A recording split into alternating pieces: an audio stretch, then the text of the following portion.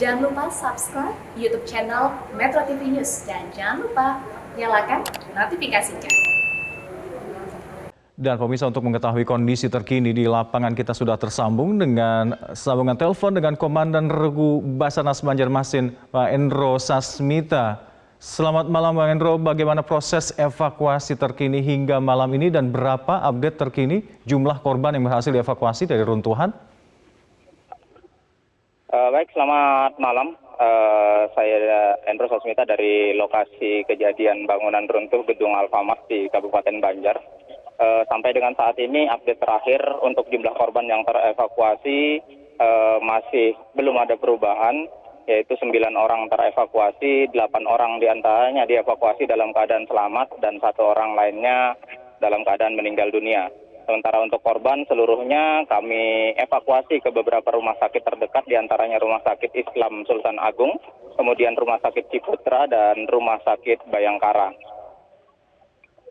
Iya. Terkait dengan korban luka-luka dan meninggal dunia ini sudah dievakuasi ke rumah sakit terdekat.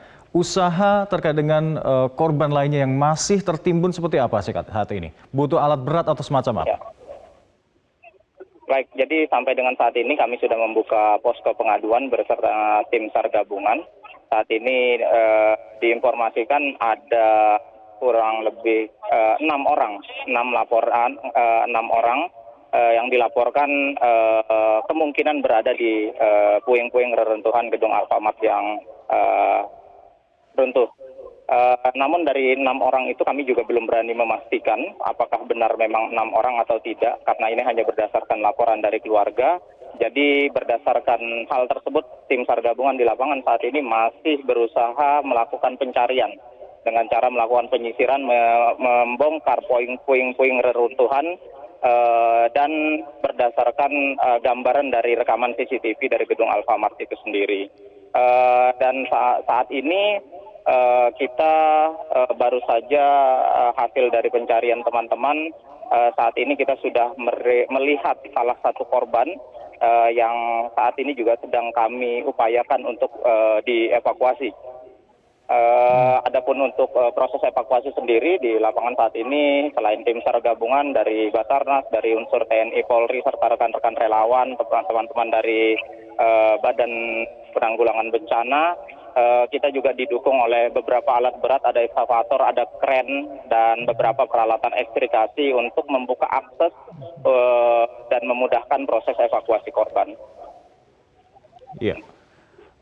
Bang Endro, terkait dengan jumlah korban yang berhasil dievakuasi, bisa digarisbawahi sekali lagi, 8 orang atau 9 orang yang berhasil dievakuasi? Yang berhasil dievakuasi berjumlah 9 orang, 1 orang dinyatakan meninggal dunia dan 8 orang dinyatakan selamat. Dengan kondisi luka-luka seperti apa? Beberapa korban yang dievakuasi pada saat sore hari, korban relatif luka ringan. Namun untuk korban yang berhasil dievakuasi terakhir pada malam hari, cedera cukup berat, ada fraktur di bagian kaki dan ada beberapa luka-luka di tangan dan di kepala gitu. Adakah informasi di rumah sakit mana saja mereka dievakuasi dan dirawat saat ini, biar tim kami bisa menelusuri di mana mereka saat ini bisa dirawat, Pak Endro? Ya, jadi sesuai dengan lokasi kejadian saat ini untuk korban kami evakuasi ke beberapa rumah sakit terdekat, diantaranya Rumah Sakit Islam Sultan Agung, Rumah Sakit Ciputra, dan Rumah Sakit Bayangkara. Baik, terkait dengan upaya evakuasi yang terus dilakukan hingga malam dan dini hari nanti mungkin, apa kendala yang dihadapi oleh tim SAR? Jadi saat ini kendala yang dihadapi adalah yang pertama, karena ini gedung bangunan berlantai 3, puing-puing reruntuhan yang cukup besar, sehingga cukup kesulitan untuk menyingkirkan posisi reruntuhan tersebut. Namun saat ini kita sudah dibantu alat berat sehingga mudah-mudahan proses evakuasi bisa lebih mudah. Selain itu, memang keberadaan korban yang kita tidak ketahui pasti keberadaannya di mana, sehingga untuk saat ini kami coba melakukan pencarian dan penyisiran di seluruh lokasi yang kami curigai. walaupun belum ada kepastian, hanya berdasarkan gambaran dari rekaman CCTV yang kami ambil dari gedung Alfamart itu sendiri. Iya, ini dibutuhkan alat berat juga seperti yang terlihat di video ini, dan ini juga justru harus ekstra hati-hati saat menggunakan alat berat ini ya, Pak Hendro ya? Betul. Jadi saat ini ada beberapa alat berat yang sudah membantu, ada 2 unit kren dan 1 unit ekskavator. Tentunya memang pekerjaannya ini karena kombinasi antara alat berat dan tenaga manusia, sehingga perlu dikoordinasikan dengan operator alat berat, kemudian teman-teman relawan yang cukup banyak, supaya pekerjaan ini tetap safe, tetap safety, tetap aman buat baik itu buat teman-teman yang penolong, maupun mudah-mudahan juga bisa memberikan pertolongan yang terbaik untuk para korban yang masih terjebak. Iya, Pak Hendro, terakhir ini mungkin ini sudah mulai menginjak dini hari, apakah operasi evakuasi ini terus digelar hingga esok hari tanpa henti atau seperti apa?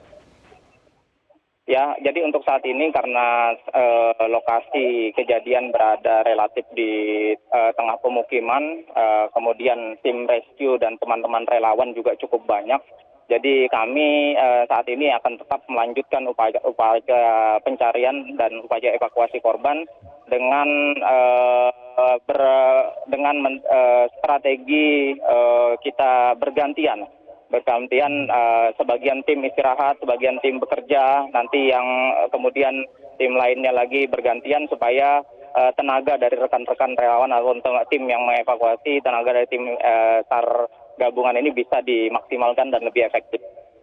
Iya, ada sistem shift atau bergantian dari teman-teman relawan dari evakuator ini bisa dibilang tanpa henti atau non-stop ya Pak Hendro ya. Terima kasih Pak Hendro Sasmita. Ya. Kita doakan bersama upaya evakuasi korban bisa berjalan dengan baik dan bisa segera ditemukan semua korban. Terima kasih, selamat malam dan salam sehat selalu.